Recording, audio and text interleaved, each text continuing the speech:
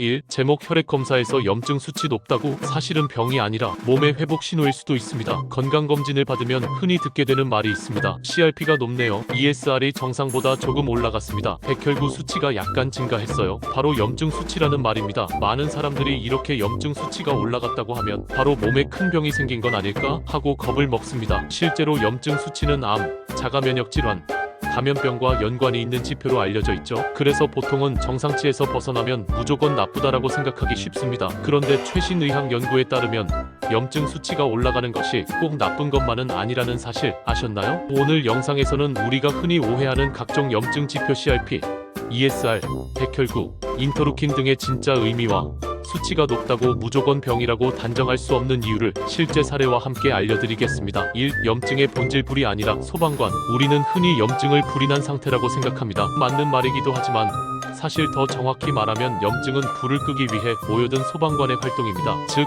염증 반응이란 외부에서 세균, 바이러스, 독소가 들어오거나 내부적으로 손상이 생겼을 때 우리 몸이 스스로 복구하는 과정입니다. 따라서 염증 반응이 없다는 것은 사실상 면역력이 제대로 작동하지 않는 상태일 수 있습니다. 또 반대로 어느 정도 염증 반응이 있다는 것은 몸이 정상적으로 방어하고 회복하는 중이라는 신호일 수 있습니다. 사례 1. 마라톤 선수 김모 씨 35세는 대회 후 병원에서 혈액 검사를 했습니다. 놀랍게도 CRP가 감염 환자 수준으로 올라가 있었습니다. 그러나 그는 감기 증상도 통증도 없었죠. 이는 마라톤으로 인한 근육 손상이 회복되는 과정에서 염증 반응이 일어난 자연스러운 현상이었습니다. 이 대표적인 염증 지표와 오해, CRP, 보통 급성 염증 수치로 알려져 있습니다. 세균 감염, 수술 후, 외상, 심지어 격렬한 운동 후에도 높아질 수 있습니다. 중요한 건 단발성 수치가 아니라 경과 관찰입니다. 예를 들어 운동 후 CRP가 올라갔다가 며칠 내 정상으로 돌아오면 이는 오히려 근육 회복 과정에서 나타나는 자연스러운 현상입니다. 사례 2. 한 40대 직장인은 회식 후 다음날 건강검진을 받았는데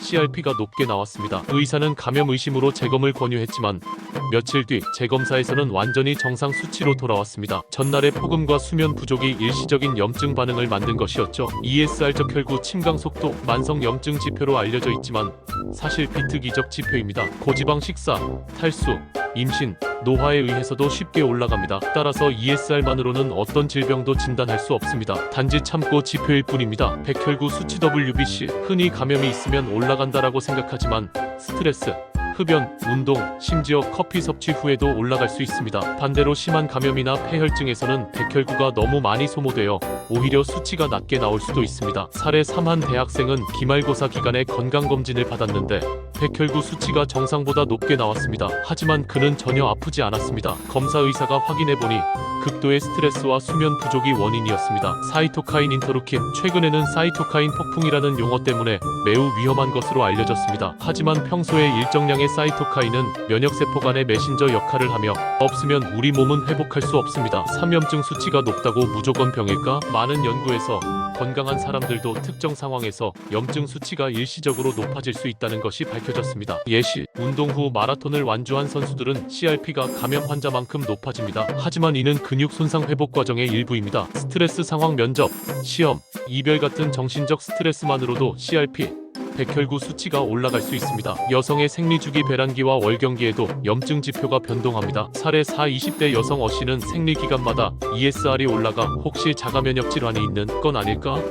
라는 불안을 가졌습니다. 하지만 산부인과 의사는 이건 생리주기에 따른 정상적인 변화라고 설명해 주었죠. 즉, 염증 수치는 절대적 기준이 아니라 맥락 속에서 해석해야 합니다. 4. 만성 염증이 진짜 문제다. 단기적인 염증 반응은 몸을 보호하는 필수 과정이지만 문제는 염증이 장기간 지속될 때입니다. 만성적으로 높은 CRP는 심혈관 질환, 당뇨, 알츠하이머병과 관련이 있다는 연구들이 있습니다. 즉, 수치가 높다는 사실보다 얼마나 오래 지속되는지, 생활 습관과 어떻게 연결되는지가 훨씬 더 중요합니다. 사례 5. 50대 직장인 B씨는 6개월 연속 CRP가 높게 나왔습니다. 단순 피곤 때문이라 생각했지만 결국 심혈관 질환 위험 요인이 누적되고 있던 것이었습니다. 이후 식습관과 운동을 교정한 뒤 CRP가 점차 정상화되면서 건강도 회복되었습니다. 오염증 수치를 낮추는 생활습관 진짜 팁. 규칙적인 수면 부족은 만성 염증을 촉진하는 가장 강력한 요인 중 하나입니다. 운동, 단기적으로는 염증 수치가 올라가지만 장기적으로는 만성 염증을 낮추는 효과가 있습니다. 지중해식 식단 올리브유,